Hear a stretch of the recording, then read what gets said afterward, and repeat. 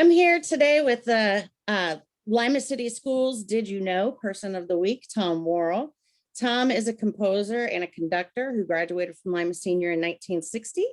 Tom, can you tell us about your experiences in the Lima City Schools? I had a good time in the Lima City Schools. I was interested in music right from the beginning, and there were some wonderful instructors. We had Herb Murphy, who was the orchestra, and he started us out in elementary school. Which elementary did you go to? I started at the old Washington school. Oh yeah. And I remember when they told us all to bring our wagons to school, and we transported all of the books and so forth to the new Washington McKinley School. That's where I went. I went to Washington McKinley. Yeah. So, what kind of type of music were you in the Lima City Schools? well, I started out in orchestra and band and choir, all three. And I heard that you accompanied the choirs also. I did. I accompanied the choirs and played French horn in the band and orchestra. Okay. Oh, I'm sorry. Go ahead. And when I was a sophomore, I was elected to be in the All Ohio Symphony Orchestra. Oh, that's awesome. The best instrumentalists around the state. Mm-hmm. And we went to Columbus one weekend, and we had a series of rehearsals and gave a concert on Sunday afternoon. And that's great. That was quite a Which junior high did you go to? South. Okay, and then Lima Senior. Yeah.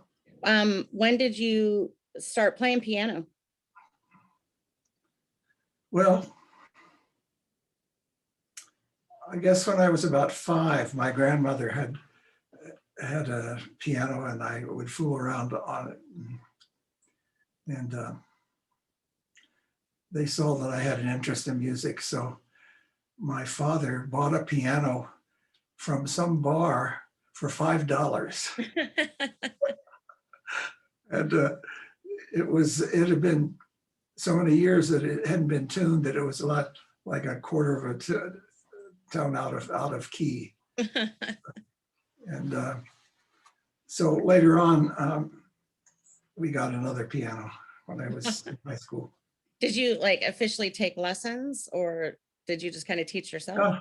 I took lessons when I was a young boy. I took lessons from an old lady that was a couple blocks from us, and she used to fall asleep during the lessons.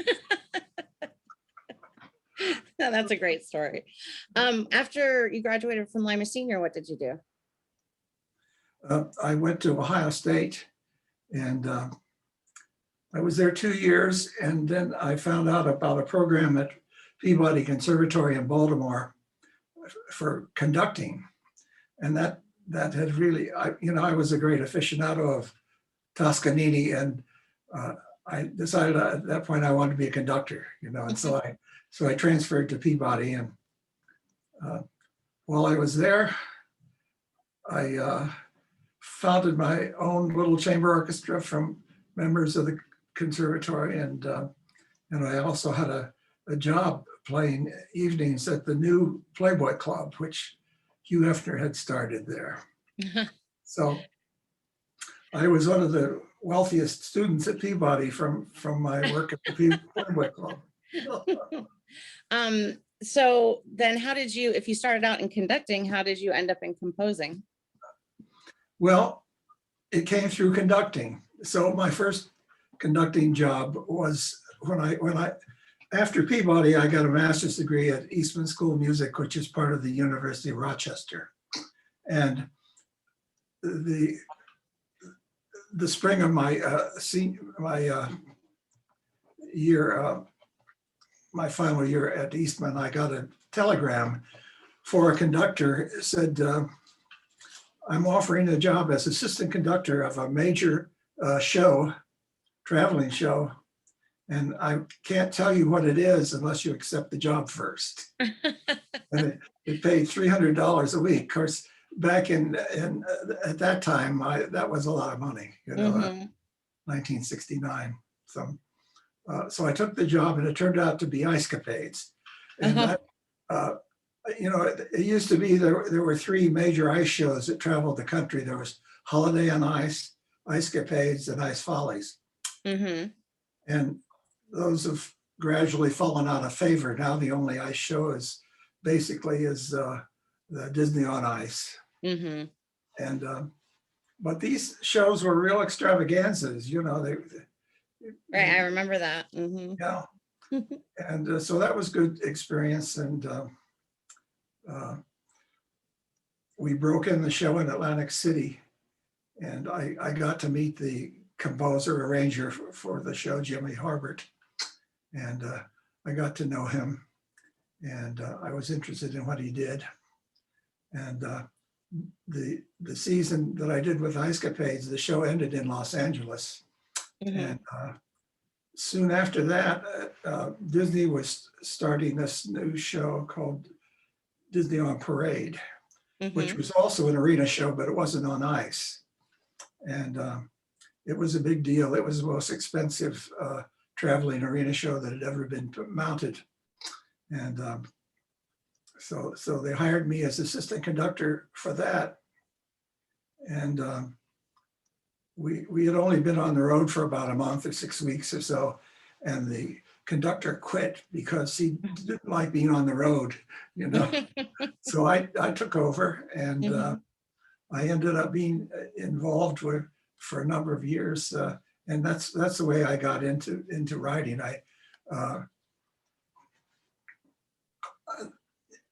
At first in the production, I was rehearsal pianist, and I would do some sketching.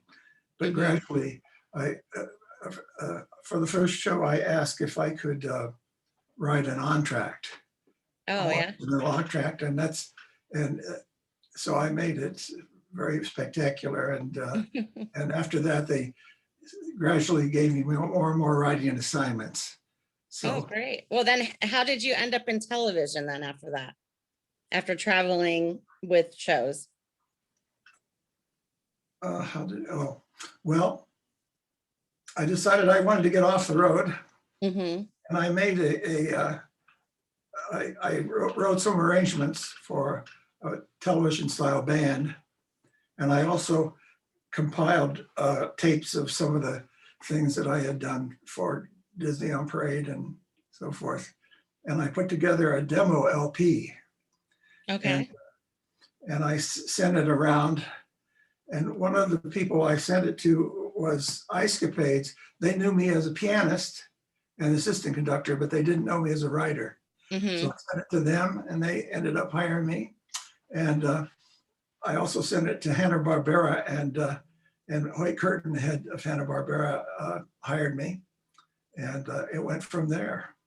So what were some of the theme songs or some of your favorite pieces that you wrote for TV? Well, in the animated field, I did, let's see, I did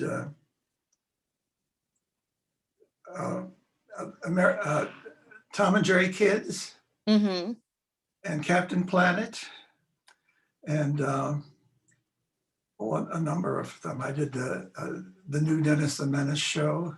I did. There was an animated version of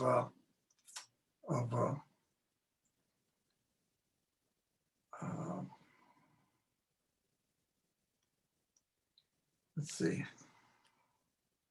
I did the last one. Did you do OKKO on, what is that, Cartoon Network? Is that a recent one that you did? Oh, okay. I didn't do that. I did a lot of writing for Scooby-Doo. Oh, okay. And for the Flintstones, Flintstones specials. And the Smurfs. And the Smurfs, yes, I did a lot of, I did all of the orchestrations of the main titles for the Smurfs. Oh, great. Yeah. I have some questions from students too. I just wanted to ask you some general questions first, but let's see. Independence Elementary, fourth graders want to know what your creative process is. Well, when I'm writing original music, what I do is I sit down at the piano and I just start playing, just messing around. And I sometimes when I make a mistake, that's good because it's like original, the mistake just haphazard. And so I go from there.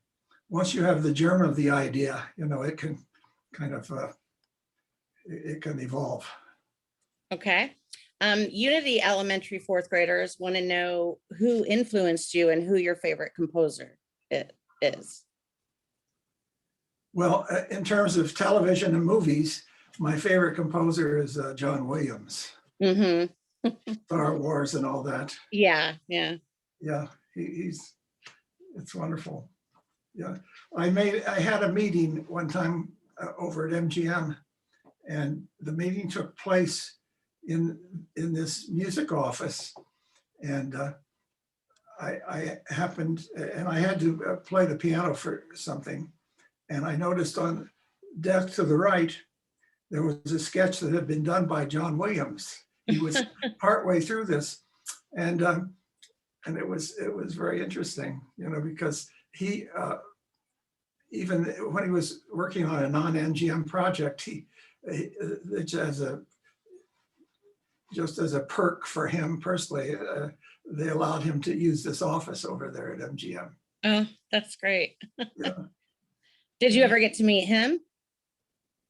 No, but I played with his brother, Jerry Williams, who was a drummer. I used Jerry Williams on a number of things. Yeah. What other famous people have you met in LA or worked with? Well, I was rehearsal pianist for Connie Stevens, Mm-hmm. and Andy Williams. I worked with him. Yeah, I saw your picture with him at the White House. Yes. And well, I sometimes freelance on piano in LA. Mm-hmm. And at one point I was hired to play this dinner that Frank Sinatra and his wife were giving for Dean Martin's 60th birthday. Oh, wow. And so at this dinner, you had Dean Martin, you had Sammy Davis, and Frank. And so the three of them, after the dinner was over, there was a call for them to give a little impromptu concert. Oh, that's so cool. Yeah, so it was at Chasen's, and so I had been hired by this society leader because they knew that I knew all of the old songs that these guys sang, So they gave each one of them did a few songs, Mm-hmm. and the only one that knew his keys was Dean Martin. Surprisingly, he put on that act as being a drunk, which he wasn't. That's great. That is really cool. That's really neat. Let's see. Liberty Elementary asks, all the names of the schools have changed, by the way, right? Mm. Yeah. Liberty Elementary, which is where Lincoln was, asked, what do you enjoy more, conducting, composing, or performing? Well, I like each one in their own way. I think there's one that I enjoyed more than the other. Okay. From my school, Freedom, which is where Washington McKinley used to be, Kiana and Sydney and Zanea want to know what your first composition was, what your favorite one was, and your most recent one. Let's start with your first. My first composition was when I was in grade school, and at that time, Pangles Market had a thing, they would get a big cheese, and it was like a publicity stunt, you know. Mhm. And so I and my friend Bill Stalder down the street wrote a song called "While Waltzing with a Cheese." How old were you then? In grade school, you said? Yeah, in grade school. Yeah, Oh, that's cool. and so at that time there was a radio show. Easter Straker was a radio person, Right, yeah. I remember Easter Striker. and so they called. Bill and I went on Easter Straker show, and we sang that song for them. Uh-huh. Yeah. That's really cool. So what's your favorite composition that you've written? Hmm.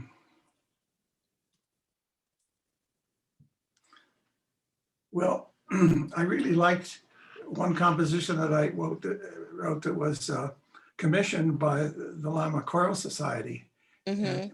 was for chorus and orchestra, and I came to Lima back in like the late 80s, I guess, and Mhm. performed it. And I thought that was a good piece. I And remember when you were here, was that for the Hall of Fame? Because you were inducted into actually in the original inducted Hall of Fame. And I was a junior in high school, and you came and visited us at Lima Senior and played piano for us. mm, So was yeah, that about the same time, like when you were back here for that? I think I'm not sure if it was before or after that. It would have Okay. been, I'm just guessing it would have been around 88. Okay. Uh, Yeah. Um, what about your most recent composition?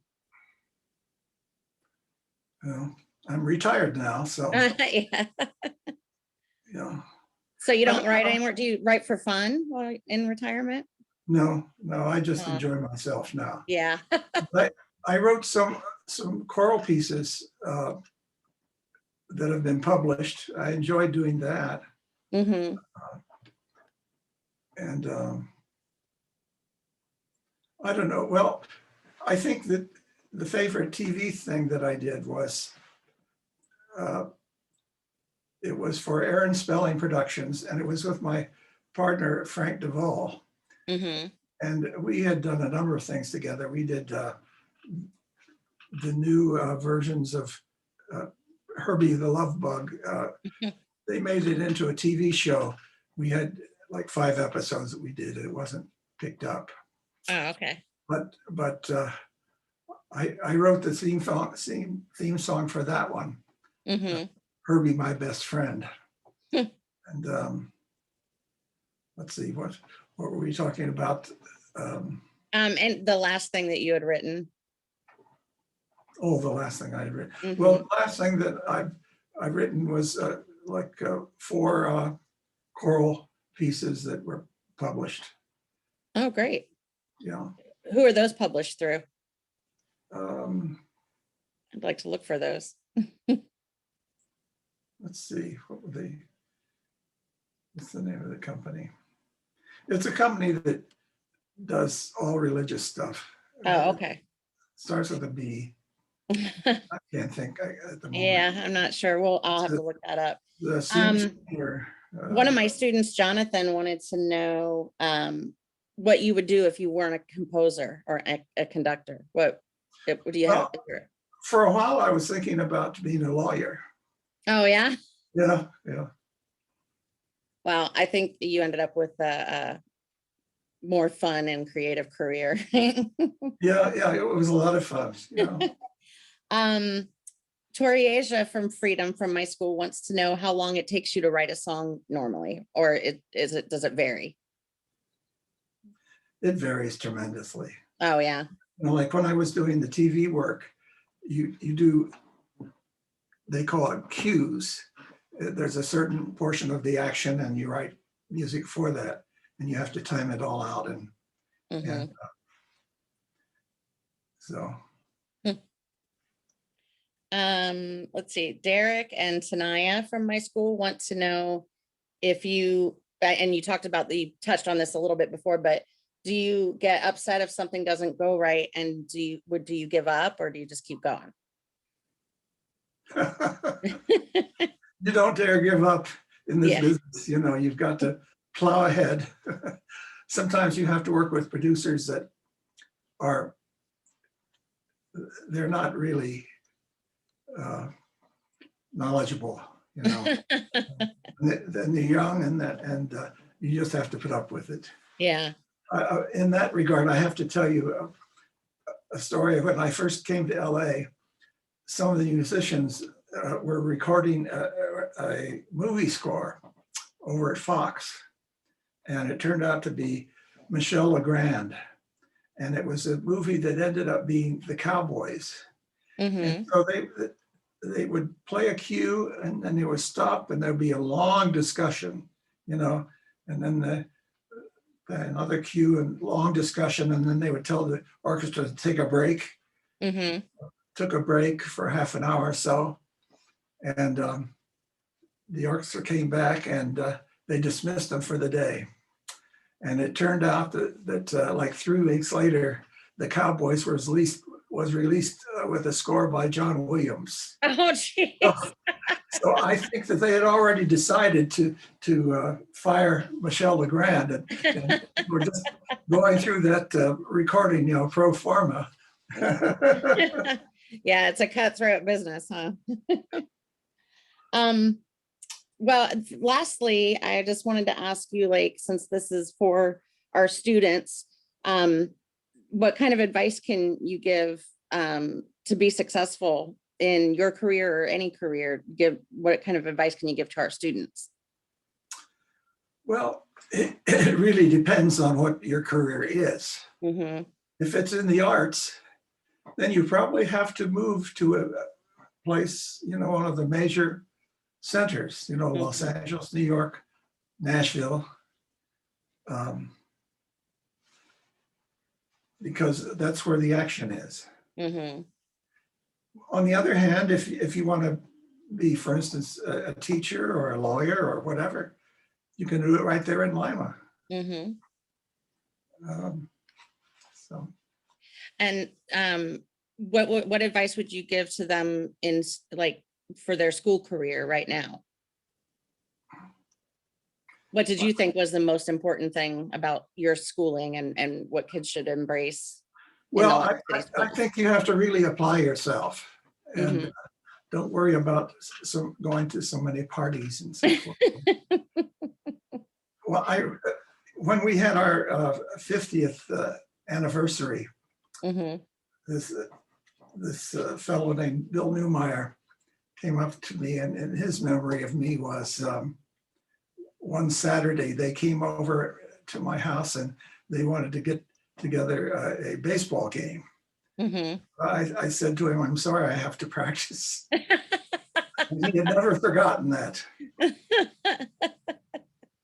That's the perfect advice to close out on. So always practice. All right. Thanks, Tom. I'm going to stop the recording now. And I appreciate you taking the time to share a little bit with our students about being successful and jobs in the arts. This is Music in Our Schools Month. So we